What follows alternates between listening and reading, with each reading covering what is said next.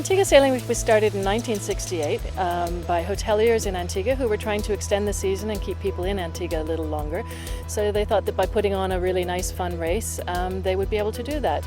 And that race has grown over 46 years. We're now into the 46th annual event, and it's become a very big, well-known international regatta. It's well respected and one of the most elite regattas in the world these days. Today we've got the Yachting World Round the Island race, and it's going to be 30 odd boats in some pretty sloppy sea state. We haven't got a lot of breeze, so probably not a record on the cards, but we're going to be looking at the boats as they go round, and especially the Grand Soleil 43 Quokka, which has Matt Sheehan from Yachting World on board.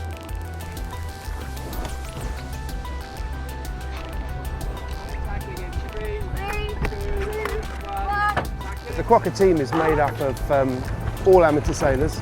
Apart from the skipper and the first mate who run the boat, but everybody else is actually part of a team that's actually paid to be here. They've actually bought a place on board the boat. They've actually come from other boats where they've sailed together.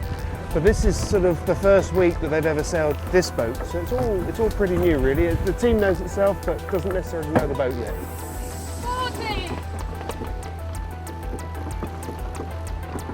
I think my role is probably just to stay out of the way and make sure I don't louse it up for them. They've been practicing quite hard for 3 days. I would hate to mess that up, but no, maybe a little bit tactical for me. I've been around the island a few times, done this event quite a few times, so maybe, we'll see. Maybe they just want weight on the rail. 8, 7, all right. 5, Weight up now. 4, 3, 2, 1, go.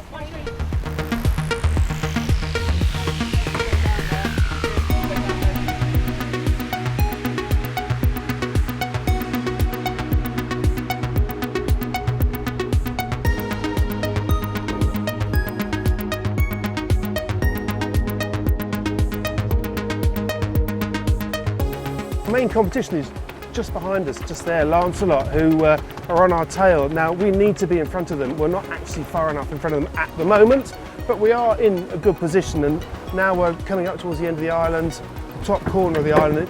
In 20 minutes or so we'll be bearing off, and it'll be a different game then, but so far not so bad.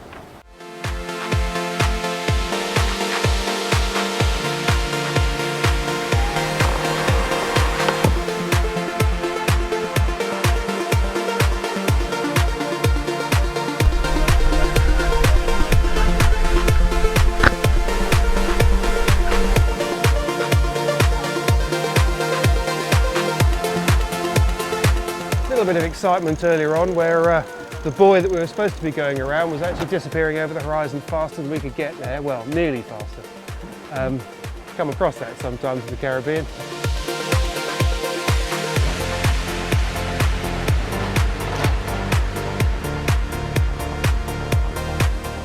So we're on the final leg now into the finish, 6 or 7 miles up there. And we're nearly home and dry, but we're not out of the woods because Lancelot, our main competition, came round the really tricky bit at the back of the island where we're in the wind shadow and made a really good move on us. So we had a good sail ourselves, but I think they've gained on us. Pressure's still on.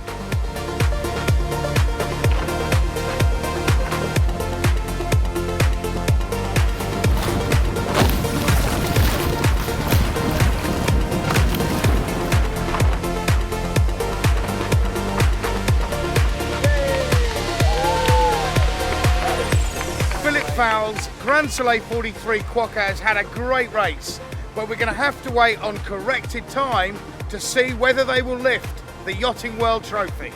There we have it, just under 7.5 hours and we've finished.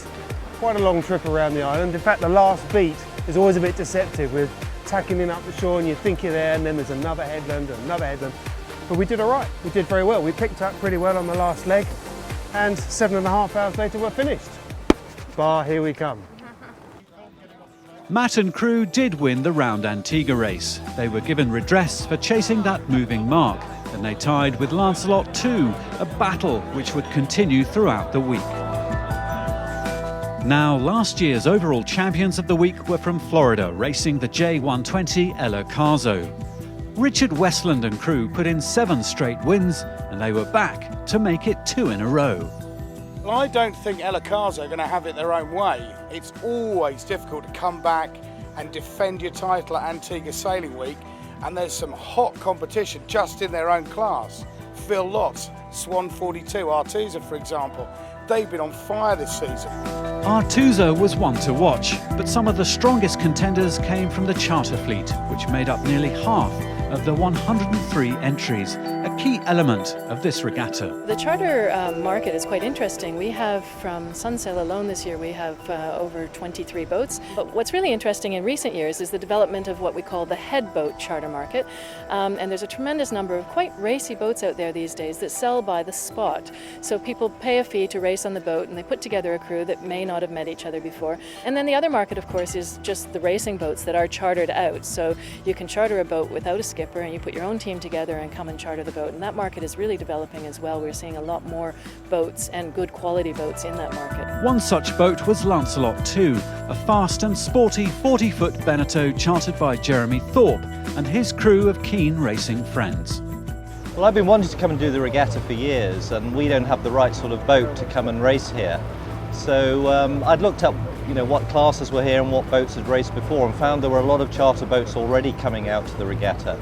And obviously the internet makes it very easy to go out and find the boats that are coming and what's available in the region. And there's a fantastic array of boats. Jeremy represents a worldwide trend in sailing, which is to pay and play.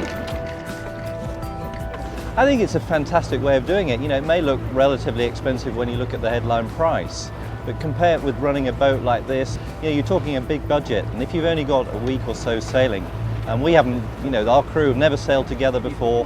We're a bunch of mates from Hampshire in the south of England, wanted to come down here and sail.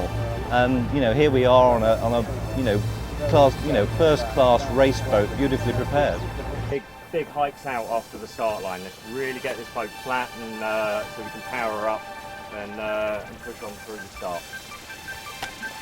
Main faces on. Come on, Lancelot. Go. Guys, go that way. Go that way.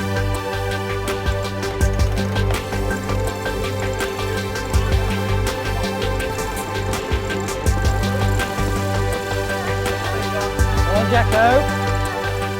Through H. On.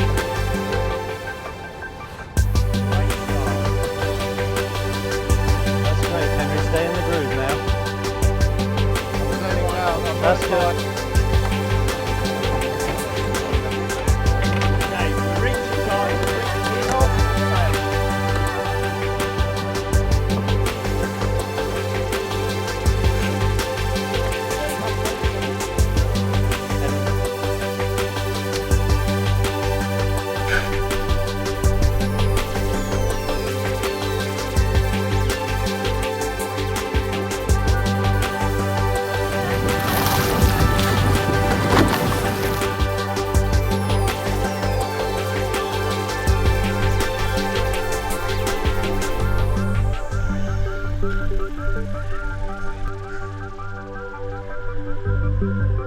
Welcome to the second day of Antigua Sailing Week.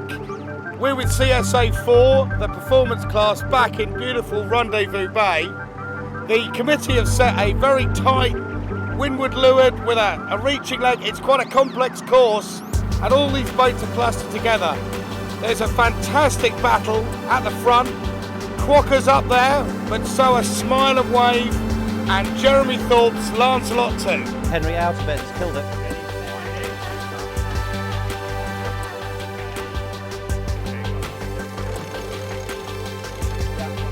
10. Well, we're not doing badly for a bunch of amateurs. Well, we're at the finish line for today's race over in Rendezvous Bay. We've just seen El Acaso go through the line. Again, they look like they're second after time correction to Artusa in a short race about an hour's length. Next up, we should be seeing the finish of CSA 4. Now that'll be surely Quokka, Southern Child and Lancelot 2 vying for that top spot.